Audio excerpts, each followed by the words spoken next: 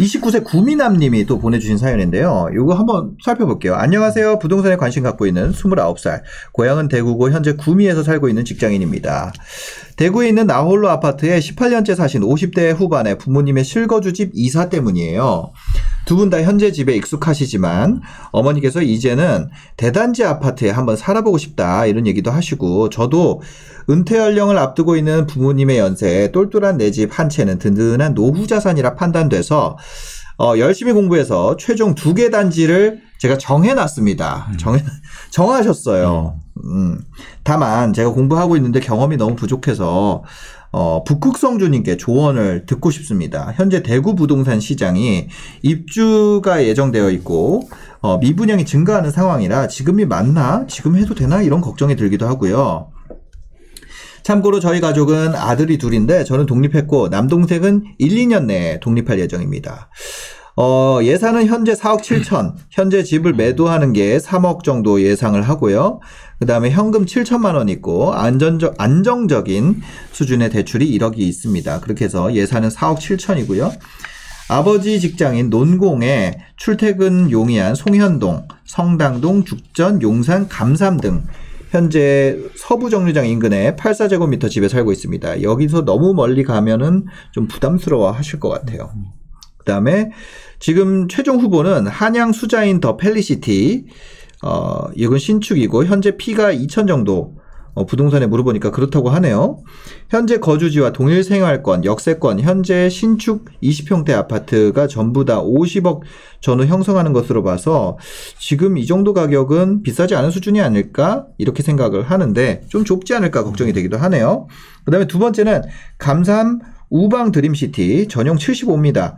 무엇보다 떠오르는 입지고 용산 죽전 생활권을 공유하고 인근의 신축 아파트들이 시세 상승을 견인할 것으로 예상되고 어머니가 집 내부를 보고 왔는데 너무 좋아라 하시고 그리고 2003년식이라는 게 조금 아쉽긴 한데 구축이라서 이거를 사는 게 맞을까? 이런 장단점이 있습니다. 주변 지인이나 부동산 카페에 올려서 회원들 댓글 보면은 수자인이 낫지 않나? 아무래도 신축이니까 이런 얘기가 많이 있는데 고민이 됩니다. 어떻게 하는 게 좋을까요? 이렇게 얘기를 하셨고 부모님께서는 젊은 시절부터 지금까지 계속 노동자로서 정말 부지런히 아껴가며 살아오셨습니다. 다만 재테크에 실패하고 부동산에 관심이 없으셔서 우리 가족은 아파트에 살아본 적이 없어요. 제가 개인적으로 구미의 신축 아파트 청약이 당첨돼서 저는 2023년에 입주 예정입니다. 부모님도 불편한 나홀로 아파트가 아닌 사람 사는 맛도 나는 대단지 아파트로 이동시켜 드리고 싶습니다. 감사합니다. 이렇게 보내주셨네요. 그 보면은 이거예요. 결국 고민은 신축이냐, 좀 넓은 평형 구축이냐, 지방인데 대구인데 미분양도 쌓인다고 하는데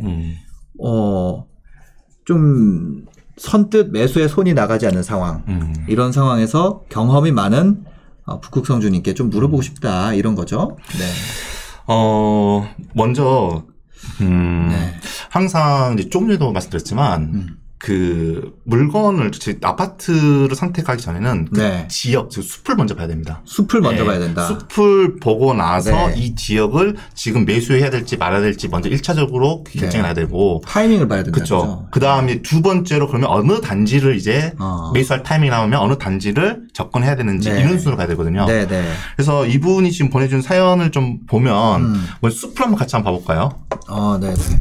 혹시 이거 네, 화면 보여주세요. 화면 좀 부탁드리겠습니다. 보시면 지금 현재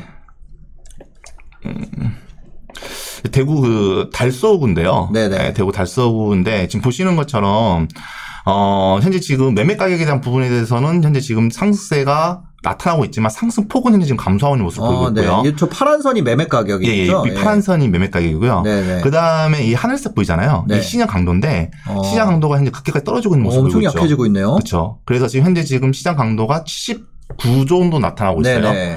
이거는 쉽게 말하면 매수 심리가 조금씩 계속 꺾이고 있다라는 네, 그렇게 이해하시면 되는데 네. 가장 중요한 건 뭐냐면 바로 거래량이에요. 네. 네, 거래량인데 지금 보시면 이렇게 음영으로 돼가지고 파도친 그 보이는 거. 네, 이게 바로 이제 매매 월 평균 거래량인데 네. 이거는 10년치 매달 월 평균 거래량을 나누는 거고 실질적인 매매 거래량은 현재 지금 이 선으로 되어 있는 거거든요. 네. 선으로 된 거 보시면 평균 매매 거래량보다 훨씬 적네요. 그렇죠. 2020년 11월까지만 하더라도 네. 매매 월 평균 거래량보다도 거의 2배 정도. 네. 네, 1,402 정도에서 그 2배 정도 되는데 지금 현재는 거의 바닥을 기고 있는 상황이거든요. 맞아요. 그래서 10월만 놓고 본다고 하면 보시는 것처럼 183개밖에 거래되는 상황이에요. 멈췄네요. 예, 그럼 거의 지금 현재 거래가 올 스톱되고 있다는 그런 네. 상황이거든요. 네. 상황인데 이 지역을 볼 때는 어떻게 보셔야 되냐면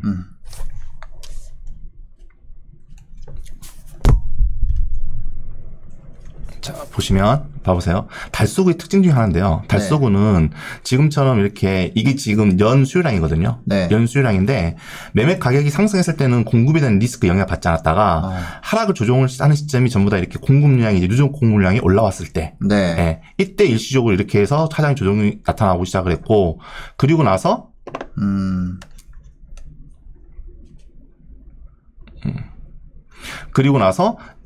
누적 공급량을 찍고 나서 공급량이 떨어지다 보니까 네. 이제 가격이 반등을 치고 계속 올라오고 있는 시점이거든요, 지금. 네네. 이건 뭐냐면 달서구가 다른 구에 비해서 공급 물량에 굉장히 시세가 민감하게 반응하고 있다는 반증이에요. 근데 이런 그래프가 나타나는 특징은 뭐냐면 네. 실질적인 일자리 수요든 수요에 대한 새로운 수요가 없었을 때 나타나는 특징이에요, 이게. 그게 무슨 얘기예요? 기존에 있는 수요가 딱 고정됐는데 네. 공급 물량이 추가로 들어오다 보니까 가격이 떨어지고 새로운 세대 유입은 잘 없는데 없는 상황에서 잘 없는데 기존에 있는 그 시장에서 그렇죠. 수요는 크게 변화가 없는데 그러니까 공급에 영향을 받는다는 거죠. 네네. 그럼 그런 지역에 나타나는 대표적인 특징인데 네. 그렇다고 한다면 이제 과거의 그런 모습을 보였잖아요. 그럼 앞으로의 미래를 보면 이 지역 공급 물량 봐보세요, 이제.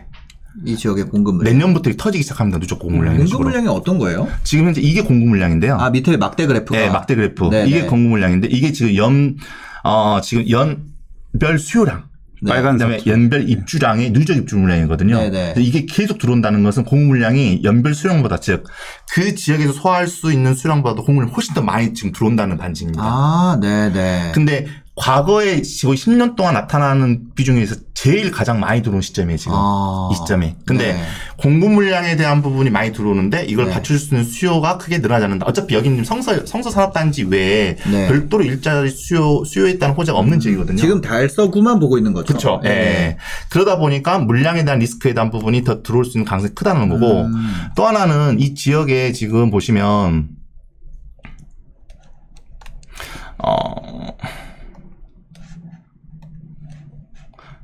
이게 매물수거든요. 네. 매물수가 2020년 11월 21일 기점으로 해서 네. 지금 계속해서 이게 증가하고 있습니다. 매물이 계속 쌓이고 있네요. 쌓이고 있잖아요, 지금. 네, 쌓이고 있는 모습 보이잖아요. 네. 그러면 현재 지금 거래량은 감소한 상황에서 네. 매물수는 현재 지금 증가하고 있고 앞으로 입주 물량까지 터져서 들어온다고 한다면 그게 2020년부터 너무 위험한데요? 그렇죠. 2022년부터 들어오기 시작한다고 하면 네. 이게 2024년까지 계속 걸려 있거든요. 네, 네. 최소한. 네. 그러면 그때 물량이 들어왔을 경우에는 가격이 하락될 수 있는 가능성이 굉장히 큰 시점이라는 거죠.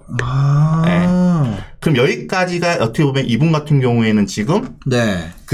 이제 숲을 보는 거죠. 네네. 네. 그러면 숲을 놓고 봤을 때 현재 지금 진입 시기가 맞냐라고 봤을 때는 지금 이 지역은 조정될 수 있는 가능성이 상승할 수 있는 가능성보다 더 큰 시장으로 좀 보고 있다는 거예요.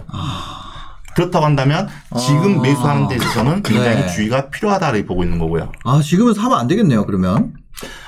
그러다 보니까 그러면 먼저 첫 번째는 사야 되냐 사지 말아야 되냐 이 부분을 좀 말씀드린다면 네.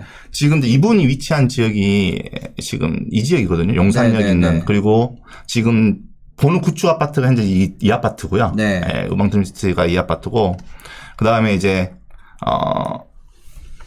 새롭게 지금 보고 있는 게 이게 한양수자인 더블시티 이거거든요. 이건데 입지에 대한 부분에 대해서 먼저 이야기를 한다고 하면 지금 조금 말씀드렸던 성서 일반 산업단지가 이겁니다. 네. 이거예요. 그러면 어떻게 보면 직주 근접으로 본다 한다면 이게 더 가깝기도 하고 그리고 역도 그렇지만 그 남대구 IC도 있고요. 실질적인 입지적 가치 평가가 구축이긴 하지만 그 우방드림시티가 더 낫다라고 좀 평가를 하고 있어요. 네네.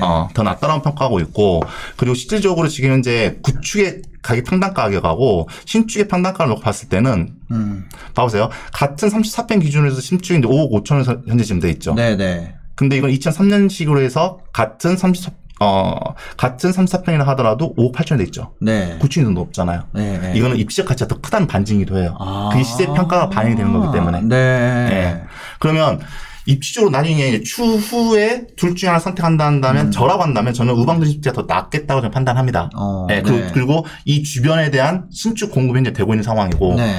그러면 지금 이 빨간색 된 게 다 이게 지금 다 분양이 지금 됐던 아파트 앞으로 입주를 앞두는 아파트거든요. 네. 빨간색이. 예. 네. 그러면 이 지역은 공급의 리스크를 받을 수밖에 없는 그런 상황이고 수요가 확장되지 않는 상황에서 입주 물량이 계속해서 터지기 시작해버리면 실제 매매뿐만 아니라 전세 같은 경우에도 가격이 떨어질 수 있는 가능성이 커지는 시점이에요. 그래서 만약에 제가 이분이 지금 현재 이 지역 지금 효자잖아요.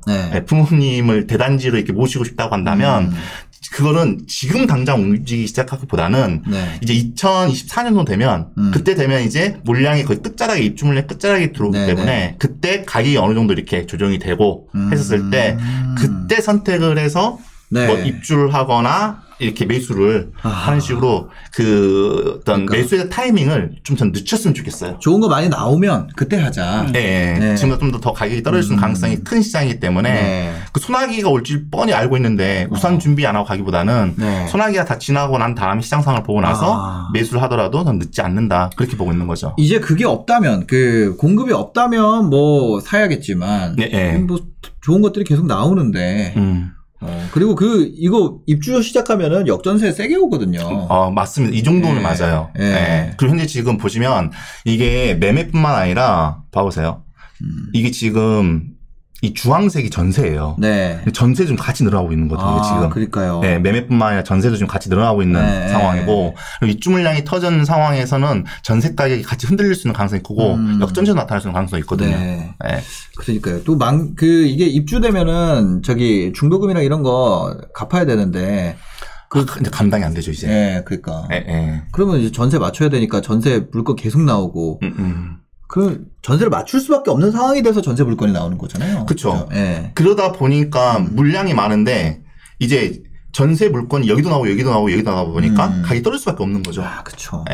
그게 악순환이 이제 계속 나타날 수 있다 보니까 타이밍적으로 그런 상황이다. 그래서 사실 이 수자인이나 우방 드림시티 이 두 가지를 고민하면은 우방 드림시티가 더 나으나 일단 타이밍적으로 지금 좋지 않기 때문에 좀 보류를 하시는 게 어떤가 하는 의견을 주셨습니다.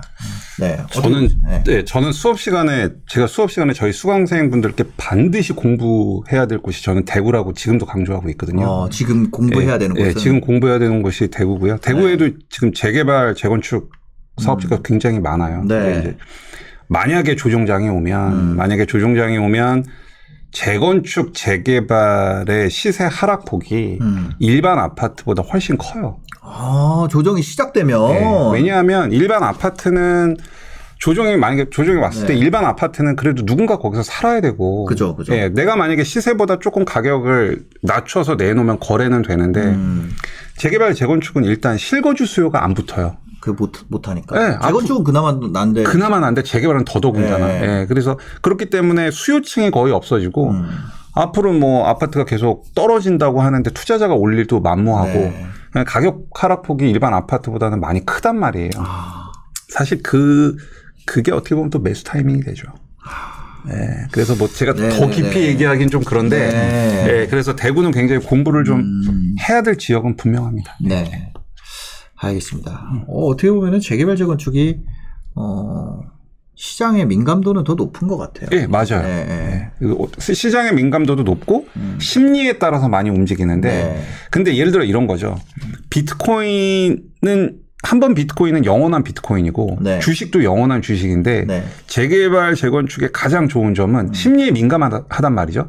근데 그게 사업이 완성돼서 새 아파트로 바뀌면 실물이 되는 거죠. 더 이상 심리나 이런 그 민감한 게 아니라 안전자산이라고 하기 어쨌든 재개발보다 안정성이 더 낮아지는 거죠. 그게 상당히 큰 매력입니다. 알겠습니다. 그게 만기가 돼갈수록 오히려 더 안정성이 커지겠네요. 그러면은. 그럼요. 안정성 커지죠. 그러니까 이 만기라는 거는 이제 완공. 완공 시점이라는 거죠. 알겠습니다. 오늘 이렇게 두 가지 상담까지 또 해봤는데, 아무래도 내가 그냥 내 시각만으로 보는 거는 확실히 투자 또 부동산 자산을 내가 선택하는 데 있어서 실패할 확률을 좀 높이는 것 같아요. 내 시각도 중요하지만 지금 시장에서는 어떻게 보고 있는지, 지금 타이밍은 어떻게 되는지 이런 것들을 좀 고민을 할 수 있다면 해보는 것도 좋은 선택인 것 같습니다.